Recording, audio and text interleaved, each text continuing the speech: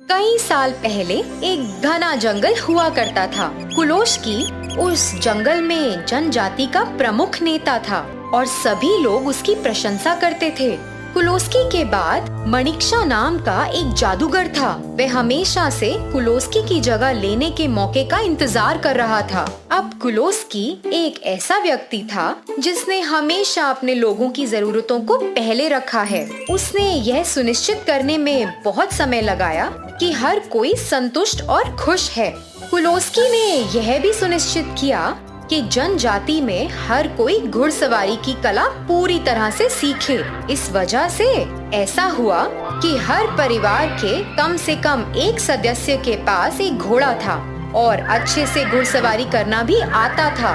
एक दिन एक संत जंगल पार कर रहा था। उसने कुलोस्की के बारे में कई शानदार बातें सुनी थीं और वह उससे मिलना चाहता था। जब वह चल रहा था, कुलोस्की खुद उसके रास्ते में आया।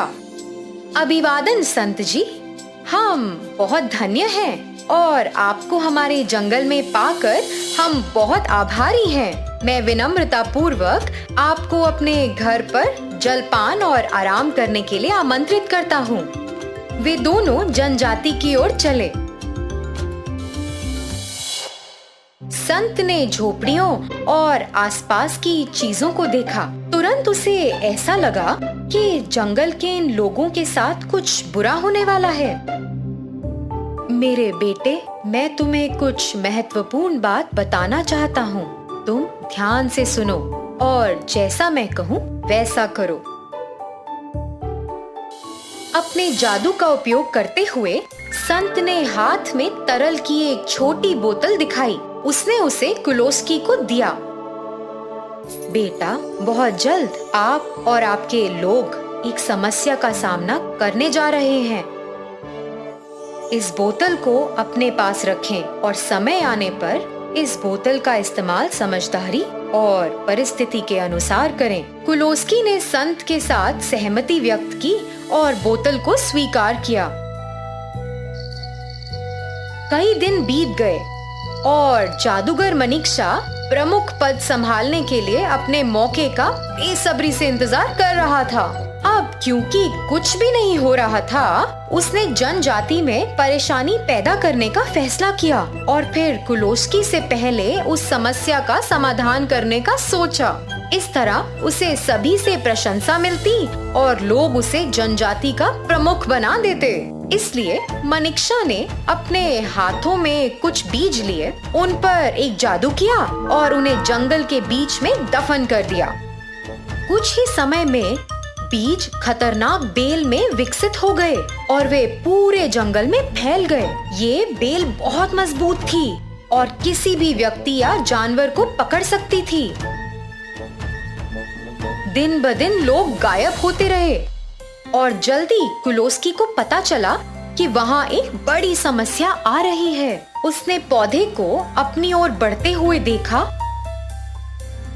सभी लोग अपने बच्चों और सामान को इकट्ठा कर अपने जीवन को बचाने के लिए नदी की दूसरी तरफ जाएं और अपना रास्ता बनाइए। मैं इस समस्या का समाधान करूंगा और जल्दी ही आप सभी के पास लौटूंगा। कुलोस्की अपने घोड़े पर चढ़ा और वह बोतल ले गया जो संत ने उसे दी थी। उसने घोड़े पर उस तरल को डाला और प्रार्थना की कि उसे उड़ने के लिए पंख मिल जाएं। जैसे ही उसने प्रार्थना की, उसके घोड़े की पीठ पर 2 बड़े पंख आ गए। घोड़ा अचानक बोल पड़ा, मुख्य, आप जिस समस्या का सामना कर रहे हैं उसे ठीक करने के लिए हमें जमीन के पास उड़ना चाहिए और इसे नष्ट करने के लिए इन पौधों की जड़ों को खोजना चाहिए। तुरंत घोड़ा आकाश में उड़ गया और कुलोस्की उस जगह की तलाश कर रहा था जहाँ से बेल आ रही है। नीचे देखिए, मुझे लगता है कि हमें वहाँ जाने की जरूरत है जहाँ बेल बढ़ रही है। ठीक है, लेकिन मैं पौधे को नष्ट कैसे करूँगा? मैं इसके पास नहीं जा सकता, नहीं तो मैं फंस जाऊंगा। मुझसे जितना हो सके मैं नीचे उड़ूंगा। मेरी पीठ पर रहें और पौधे को जमीन से बाहर खींचें।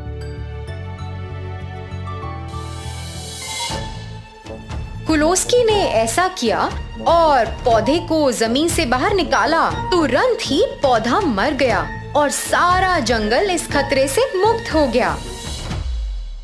प्रमुख, इस सब के पीछे का कारण जादूगर मनिष्का है। वह लंबे समय से आपकी जगह लेने की योजना बना रहा है। क्योंकि उसे मौका नहीं मिला, इसलिए उसने यह समस्या पैदा की ताकि वह इसका हल कर सके और खुद के लिए प्रशंसा ले सके। हर कोई जंगल में अपने घर लौट आया और अपने सुरक्षित होने का आनंद लिया।